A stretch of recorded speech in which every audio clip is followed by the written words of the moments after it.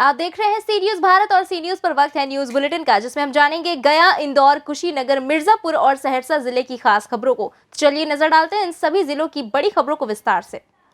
फतेहपुर थाना क्षेत्र के गुलजार बीघा में दबंगों ने एक घर में घुसकर दंपत्ति पर जानलेवा हमला किया। हमले में अशोक चौधरी व उसके पत्नी को लाठी और डंडों से मारकर गंभीर रूप से घायल कर दिया। पीड़ित अशोक चौधरी ने बताया कि मामूली सी बात को लेकर वजीरगंज थाना क्षेत्र के लक्ष्मी बीघा के दासू राजवंशी, दीपू राजवंशी, जीतू राजवंशी, छोटे राजवंशी और प्रमोद राजवंशी एवं दासू राजवंशी की पत्नी ने लाठी डंडों से लैस होकर घर में आकर हमला कर दिया। मारपीट की आवाज सुनकर बचाने के लिए दौड़ी पत्नी को भी सर पर तेज प्रहार कर घायल किया। वहीं बचाने आए भाई विनोद चौधरी को भी ईंट से मारकर जख्मी कर दिया। ग्रामीणों के सहयोग से सभी को निजी अस्पताल में भर्ती कराया गया है। बेहतर इलाज के लिए सोमवार को सभी को मगध मेडिकल हॉस्पिटल में भर्ती कराया गया। वहीं घटना के संबंध में पीड़ित परिवार के द्वारा फतेहपुर थाने में शिकायत दर्ज की गई है। ये घटना कैसे घटा? ये गोईठा रखल था मेरा और ट्रैक्टर से वो चढ़ा दिया, गोईठा को टूट गया गोईठा। तो मेरे परिवार ने बोला कि सब तो नहीं तो बात बोले और उसके बाद वो चला बालू गिरा कर चला गया। वो 9 बजे रात के आता है, सब लाठी लेकर, वो हॉकी लेकर, वो सब क्रिकेट खेलता है, वो गेंद लोला लेकर लाठिया सब जो होता है वो लेके आया। अब मारने लगा हम लोग को बुला के घर से। कहाँ का व्यक्ति था उन लोग? वो सब व्यक्ति तो तरमा के। नाम पता क्या है उनका? नाम उनका बाबू जी के जानते हैं, जट्टू रजवंशी, दासो रजवंशी, कृष्ण रजवंशी के लड़का सब था, दासो रजवंशी भी था।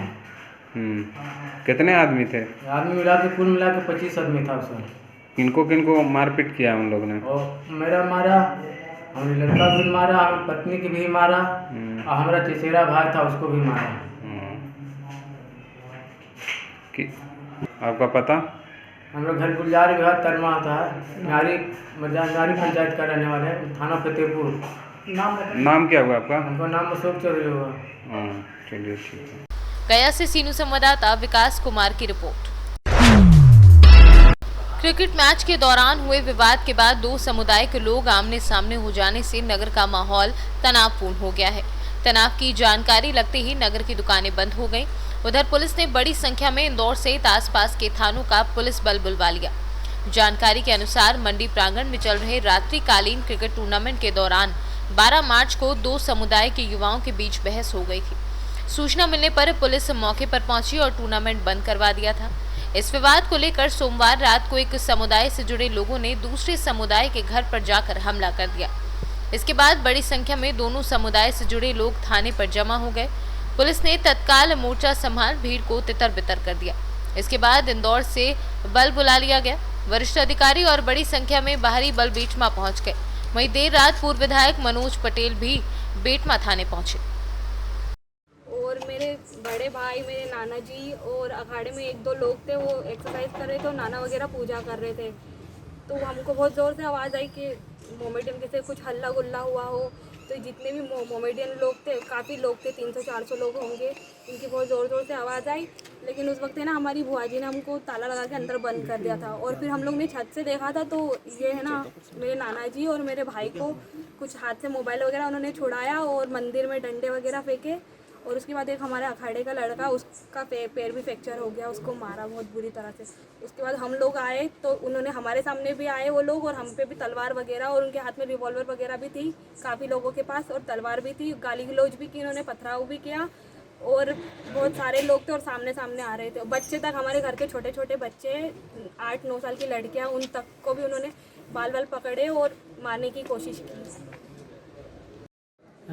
मंडी प्रांगण बेटमा में टूर्नामेंट चल रहा रात्रिकालीन, उसमें हम दोनों, मेरे जिया आए थे, हम दोनों क्रिकेट देखने गए थे। तो उन्होंने शरीफ लाला करके नामक एक व्यक्ति आया, उन्होंने बोला कि बैट दे दे, तो मैंने मना कर दिया था बैट देने से। इतने में वो 8-10 लोग आए, उन्होंने घेरा और निजाम लाला जो धार का है वो उसने चाकू निकाला। इतने में सभी लोगों ने बचाया और दोनों को समझा समझी के घर भेज दिया था।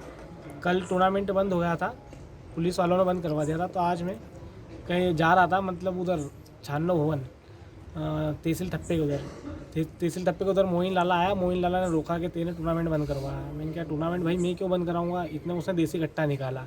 तो आइट साइड के लोग आए, उन्होंने उनके डर से भागा। उसके बाद मैं घर आ गया। उसने धमकियाँ दी कि तू 2 से 3 दिन रह ले, बस ऐसा कुछ बोला। मैंने कहा ठीक है भाई देख लेंगे। मैं घर आया 8:30-9 बजे के समथिंग हम अभ्यास कर रहे थे अखाड़े में। मैं, मेरा बड़ा भाई विक्की बाथम, मेरा मित्र यश पटेल भी था साथ में।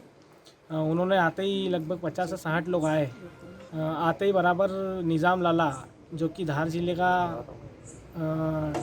टॉप लिस्टेड बदमाश है, जो यहाँ पर जिला बदल है, उसने आते ही देसी कट्टे से हवा फायरिंग की और बीच बचाव में यश आया। यश को उन्होंने आते ही तलवार मार दी।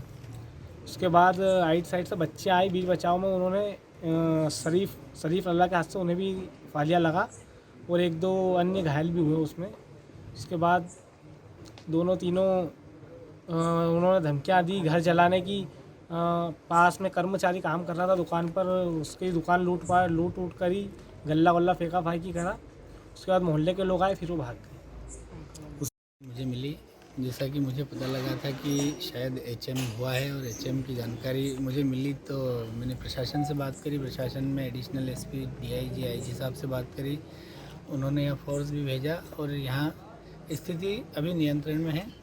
और जैसा कि मुझे पता लगा था कि हमारे पार्षद, भारतीय जनता पार्टी के पार्षद और उनके परिवार के साथ में घटना घटित हुई। उनके घर में घुसकर कुछ असामाजिक तत्वों ने हमला बोला और उस पर रिएक्शन में पुलिस ने कार्रवाई करी और पुलिस की कार्रवाई से हम संतुष्ट हैं।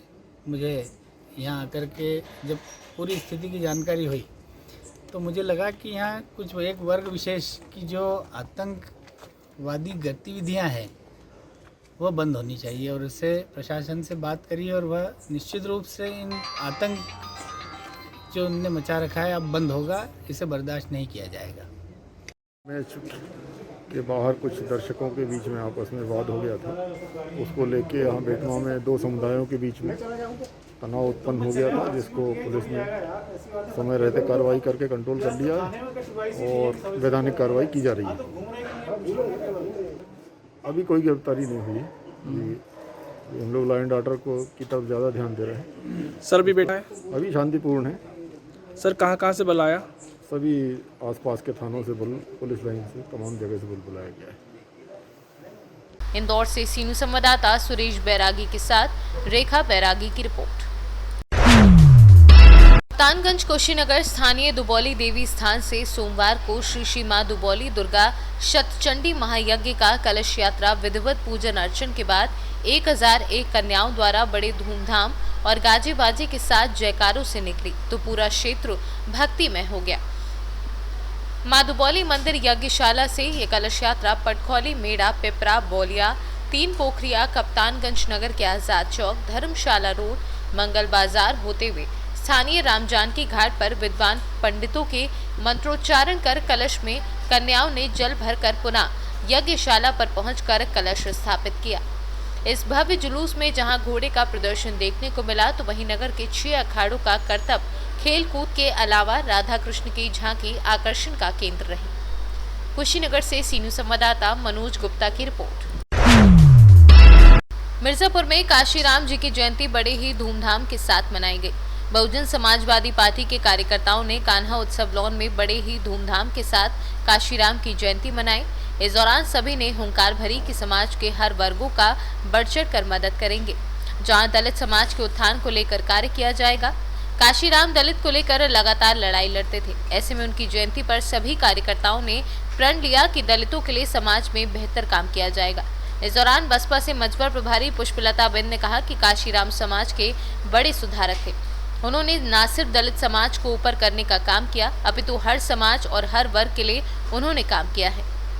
श्रीमती पुष्पलता बेन, मझवा विधानसभा प्रभारी प्रत्याशी। आज कौन सी जयंती मनाई जा रही है, क्या उद्देश्य रहा है? कि आज माननीय काशीराम जी की 87वीं जयंती मनाई जा रही थी।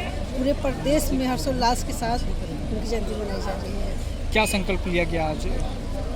तो इस सभा में संकल्प यही लिया गया है कि जो बहुजन समाज के नायक हैं, वो जो मूवमेंट चलाए उनके दिशा निर्देश पे हम लोग एक सर्व समाज के लोग इकट्ठा होकर बहुजन समाज पार्टी को आगे बढ़ाने के लिए और बहन जी को 5वीं बार मुख्यमंत्री बनाने के लिए हम लोग संकल्प लिए। पंचायत चुनाव को लेकर किस तरीके से तैयारी चल रही है? जो भी तो आरक्षण क्लियर नहीं हुआ है।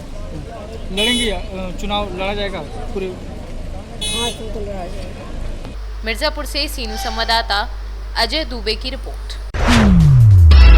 सहरसा शहर सहित आसपास के क्षेत्रों में लूट की घटनाओं को अंजाम देकर पुलिस के लिए चुनौती देने वाले 2 शातिर लुटेरे पुलिस के हत्थे चढ़ गए। इसके साथ ही पुलिस ने सहरसा शहर व बख्तियारपुर थाना क्षेत्र में हुए 2 बड़े लूटकांड का खुलासा कर लिया है।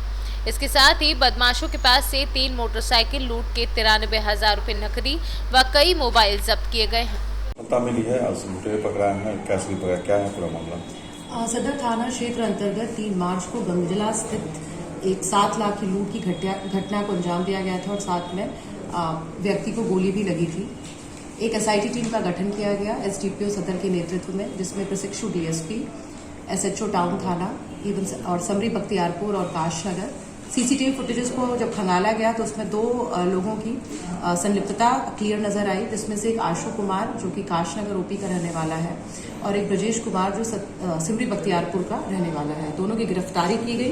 गिरफ्तारी के बाद उन्होंने स्वीकारोक्ति बयान दिया और उनके बयान पे इनके द्वारा 2 चोरी की हुई हाई एंड मोटरसाइकिल भटियाही थाना क्षेत्र सुपौल से बरामद की गई है। साथ में चोरी लूटे हुए पैसों से में से 93,000 की रिकवरी हुई है। 12 मोबाइल जब्त हुए, जिसमें से 9 मोबाइल भटियाही सुपौल से ही मिले हैं। साथ में एक पेपर करीब 1,91,000 की इन्होंने मोटरसाइकिल भी खरीदी है, जो कि पुलिस ने रिकवर की है। तो कुल मिलाकर के काफी अच्छी कार्रवाई है और इससे 2 और इन्होंने ये भी बयान दिया कि सिमरी बख्तियारपुर में भी 7 मार्च को एक लूट की घटना को अंजाम दिया था, इसमें भी ये लोग शामिल थे।